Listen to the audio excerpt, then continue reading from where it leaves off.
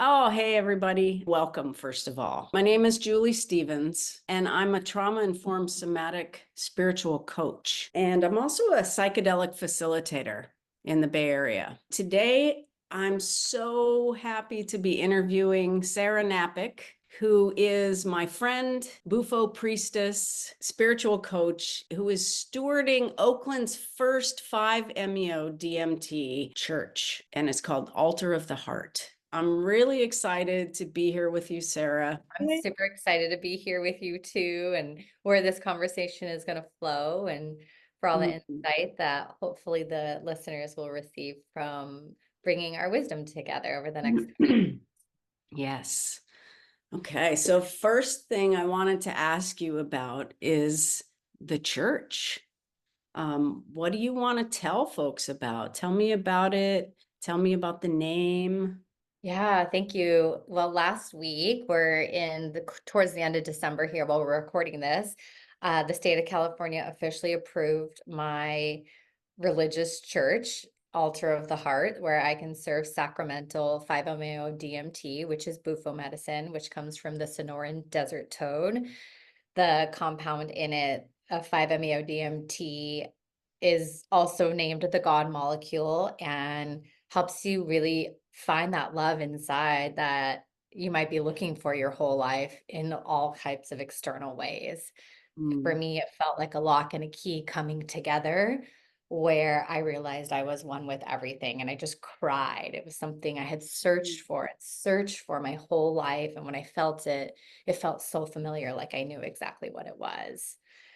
mm, So, yeah, I started working with this medicine of the toad and working in Mexico with a teacher. And through my work with him, I really understood it was my mission in this world to bring this medicine forward to help people find their authentic selves.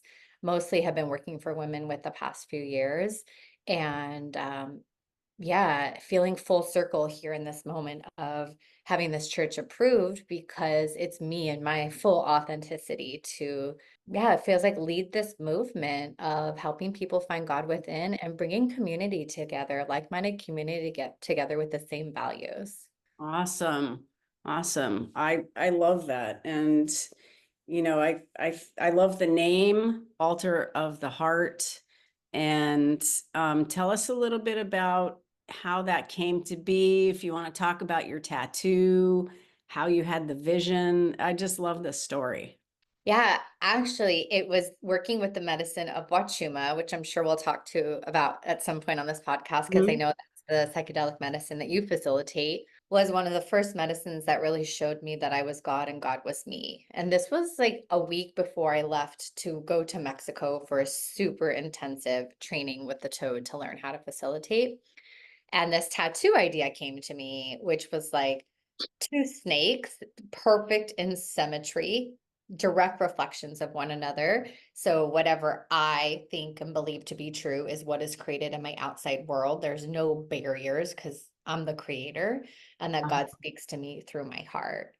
And I feel Mm-hmm. like us all returning to our heart is returning to the one and only heart, the heart of God. And this is what I believe human beings are really deeply searching for. And through addiction, the external validation, all the ways that we seek to find comfort for something that feels unfulfilled within. I know this from my own Mm-hmm. experience. And it's only when we can truly find and tap into the space inside do we realize we're really powerful creators, but it's healing. It's healing That's all right. the things, all the trauma, all the programs, all the messages, so that we can actually embody that. Yeah, getting below that, like the surface, right? The murkiness and getting down to that place of where we are God. We realize we are God. Um, one thing I've been loving is our collaboration, right? So, we've known each other for what, 5 years, 6 years now. And I've been loving the way our lives have been paralleling, right? In this medicine work, working with spiritual teachers that we both kind of broke off from or broke off with, as divine evolution would have it, and how we're serving medicine with each other. And is there anything you want to talk about that you've been coming to the Urban Retreat Center, and anything about how special that's been for you? What do you got? Yeah. I mean, at this point of where I'm at right now, with the prayer of this church being birthed into the world, I'm so grateful to you and the Urban Retreat Center. You really have been a prayer answered for me, Mm, for like having someone to serve this medicine and hold space with me and having a place to do that at. Since mm, I had moved, I really haven't had that space to invite people in for medicine journeys. And like Urban Retreat Center has just been a godsend for me. And specifically with you, like I've never had someone really holding space with me. And now I couldn't ever do it alone again. And you're a part of the church, and like right. it couldn't happen now without you. And my clients are coming in to receive the sacrament from me, and they're being hosted at the Urban Retreat Center in the beautiful casita. And you're taking incredible care of them and helping them with all of their trauma, and you have all this wisdom. And I feel like it's just like we were just meant to come together. And we both did have to split from our teachers who really helped bring us both up in the medicine way, because we Mhm. had to rise into our own leadership. And sometimes not everybody wants that for you. They want you to stay below them. And that wasn't either of ours path. So it's really beautiful to have this very synchronistic journey with you of, stepping into our spiritual coaching. And, not that long ago along the fire, we worked with Wachuma together, and the message Right. came through strong, and it was for both of us. And it was like, it's time to step in. You're a medicine woman. And Mhm. that's when I started taking action on my church. And that's when we started planning more things together, because coaching is beautiful and mentoring's wonderful, but we both know from our own experience, once you bring in a psychedelic and you support it with the proper integration, Mhm. the results are tenfold compared to just coaching. So Yeah. I'm so grateful to have your space right now as the home of the church, essentially, in some ways. And yeah, be able to hold space with you. I mean, you are doing incredible job in that kind of, sacred space when we go into that medicine work. So Mm. Thank you. Yeah, it's been just amazing.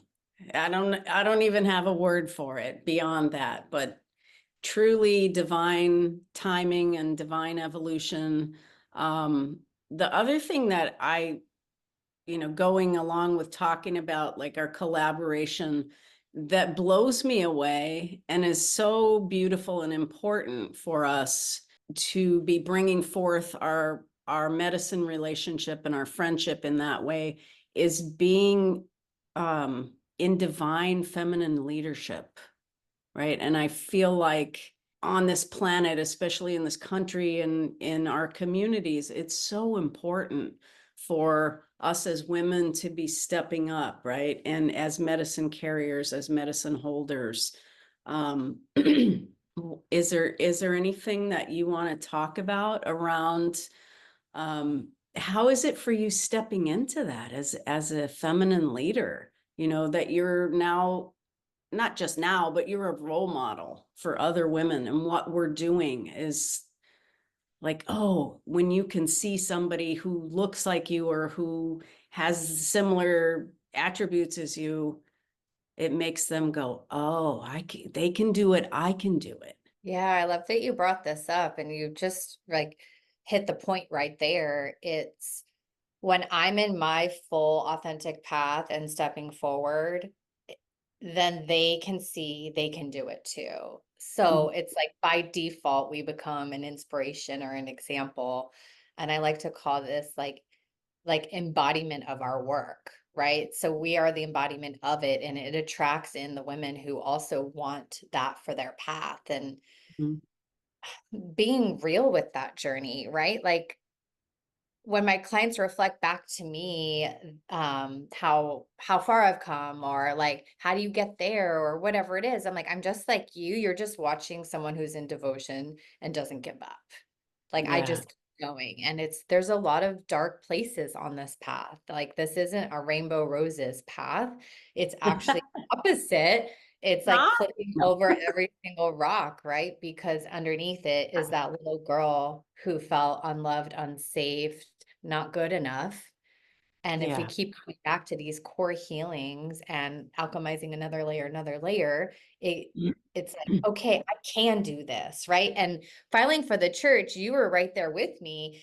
It was me going through all of the motions. Is this Mhm. okay? Am I allowed to be a priestess? Yada, yada, yada. Yeah, And like, yeah, how yeah. All those bring it voices. all down and normalize it. And it's like, this is my heart's path. It's just what it is. Like, some people are going to be a barista, some people are going to be a librarian, some people are going to go into tech. Like, everyone kind of has their natural inclination of the direction that they're going to go. Mhm. And to not step forward in this way would have actually just been inauthentic. Yeah. And you watched my life get rearranged because the universe is always trying to push us in the direction. Yeah, and it's so wild. It's always like, okay, all right, God, what's the next step? And I'm going to go this way because you're saying yes. And we have both seen in our lives where it's a no, Oh, and we try to push through it, and we know how that ended up. It was more suffering than we needed to have, but we apparently we needed to see that. So it's well, like, I love to say how Lisa Nichols says, she's a mentor of mine. She says, it's like taking courage in one hand and fear in the other and jumping. You just jump. It's not like you're going to have courage all the time. You do it no, you have to regardless. just follow your heart. It will lead you in the right direction. It doesn't Mhm. make logical sense. It's super scary, but like, look at me. I was just a girl 7 years ago who was like in a super dependent marriage and left that with 2 kids and no money, barely have never been to therapy, starting my healing journey. And 7 years later, here I am just Mhm. opening a Bufo church, the first Yeah. church in Oakland. Like, that That's was all on pretty intuition amazing. and heart. Do you think that's been scary? Of course. And Yeah, even right. now, the gift is still in the present Yeah, moment, because you just take definitely. one step at a time, you get to the next step, and there's like a little gift for you because the universe meets you back. Mm-hmm. Yeah, and you've been a gift on that path. Last year, well, a year and a half ago now, when I was switching houses with the mold and didn't have anywhere to stay, and there was just like a voice that was like, call Julie. And like, from that moment on, like, we've pretty much been inseparable and like gotten so close. And that was your introduction to Bufo that changed your life Yes. in ways as Yes. well. And It's like powerful. opened up this whole new pathway for both of us to step into what our heart is really calling us to do, no matter what so and Mm-hmm. so, or is it okay? And all those voices that I think are Yeah. natural for one Yeah. who did step up to have to alchemize and look at and be like, whose voice Mhm. actually is this? Yeah, right? You're like, get off of my shoulder. I'm like, no, no, no, no. Yeah. No, that's not helpful. It's not truthful. It's not helpful. And it's not kind. Um, I I going back to the urban retreat center, one of the things that the phrase that popped into my head years ago was spiritual hospitality. Mm. Right. And the notion of spirit, my former teacher would say, you don't need to put your face in the ground and lie on the ground, kicking and screaming for your healing. And so I love that concept. And then I've taken it further into, let's put some feminine, like, Mm. love and gathering around this nurturing, around the healing. And so that is another aspect of the urban retreat center that I'm really loving. One thing I was thinking that was just amazing, that I loved going with you to this event at the Psychedelic Society of San Francisco. It was a couple weeks ago, right? And it's the place where I just I love the place where science and spirituality meet, and learning from these path pavers who are also doing psychedelics and entheogenic churches and serving. And I would love to hear your thoughts on some of the things that you learned, that we learned together, about how these medicines change our neuroplasticity. Because it Yeah, thank blew me the F away. I knew it spiritually, and then right. to hear it like from a scientist, from a neuroscientist from UCSF. Yeah, I think for both of us, we left there with such a deeper rooted understanding of the work we're doing and why we're doing it the way that we're doing it. Because I know Mhm, for both of us that we like to do more individualized, intensive one-on-one work versus just offering someone a mhm. journey and letting them go back into their life. Yeah. Because that 30 days during the psychedelic journey, that the brain like pops open the new brain connection, the new neural pathway, and then it's Neurogenesis, they call it. neurogenesis, and then it's like this little path forms, and then starting day one after the psychedelic journey, you get to now nurture this pathway. And this is where it really comes in for healing old identities, old belief systems, old programs, Mhm. because we get to now choose a new story as hopefully the psychedelic journey has brought in a new insight where you get to witness yourself in a different way and see like, okay, this story is perpetuating in my life this way and I want to change it. So then the Mhm. 30 days after are so crucial because now you have to nurture the new pathway so that it continues to grow and becomes a natural new belief system for yourself. So that's why I like to support after, like extensive support in a Mhm. journey. I know that you also work that way with the medicine as well, because this is real transformation. And I don't Mhm. believe either of us are the psychedelic practitioner for someone who just wants to have a journey. Like I want to help you find God. I know you want to help people heal their trauma and find God. Like if Mhm. that takes support afterwards and nurturing afterwards. Yeah. Otherwise, the old patterns are so deep, you just go right back. I mean, we all can relate to that. You start something new, you make it a week, a month, 2 months, and then you go back to the old way because it really does require a lot of discipline and dedication. Yeah. Yeah, Yeah. I love that you said that, because integration is so important. We can do the thing, like you said, and then we can go back to the other way. And Yeah. having that support, you might have had an amazing plant medicine or toad journey, and then you go home and there's your husband or your wife or the shoulds and the shouldn'ts, and you go back into that place. And that's, when the neuroplasticity of the brain, which is, I loved learning scientifically, that is the place where you're able to form new neural pathways. So Like cool. that opened up. I'm just on fire about that.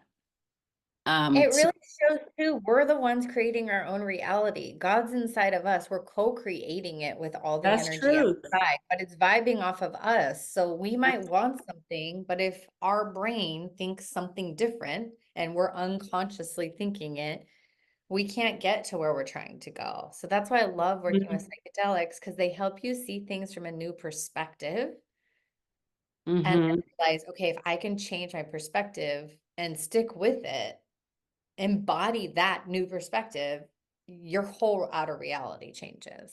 Yes. What is above is so below, right? Really. It's The the mirror. Yeah. I've loved this conversation. I would love for listeners to know how to get a hold of you and how to get a hold of me. Um, and first of all, who are some of the people that you love? What types of humans are you loving to work with? I love working with women. I love Mm, helping women understand that God is inside of them, heal their childhood trauma, who know they have this big purpose in the world and mm, They don't know how to get there, and they just need all that love and support and guidance to help rewire the brain and come back to the heart. So, That's beautiful. And how yeah. do folks get a hold of you? Yeah, you can find me on Instagram at Altar of the Heart Church. You can also find me under Ceremony Vibes, which is Sarahmony. Ceremony vibes. I love that. Cool. Also, So the website's in process right now, so that's the best place to find me in this moment. I'm so excited to be on this journey with you. Um, Definitely go check out her pages. You can reach me at urbanretreatcenteroakland.com is my website. If you want to find out more about working with me with Wachuma. Also, I'm on Instagram at the real Julie Stevens, and I'm always dropping stuff on there about healing trauma. I love to work with queer community. I'm also really well versed with working with women, BIPOC communities, and creating brave, safe spaces so we're all able to come to the table, right? And That, all yeah, deserve to live like a full, happy life. So thank you so much, Sarah. for having me. It was so much fun to do this with you. And just want Uh, to share too, for anybody out there, maybe in the Bay Area, who is tripping psychedelics and looking for a space, that oh Urban yeah. Retreat Center is available to rent. And it's a super sweet space with a fire, Mm. hot tub, and a casita to do the private work in. And I'm grateful. Thank you for mentioning that. I can't speak highly enough about you, and I love you. And I love thank you you so much for this too. conversation.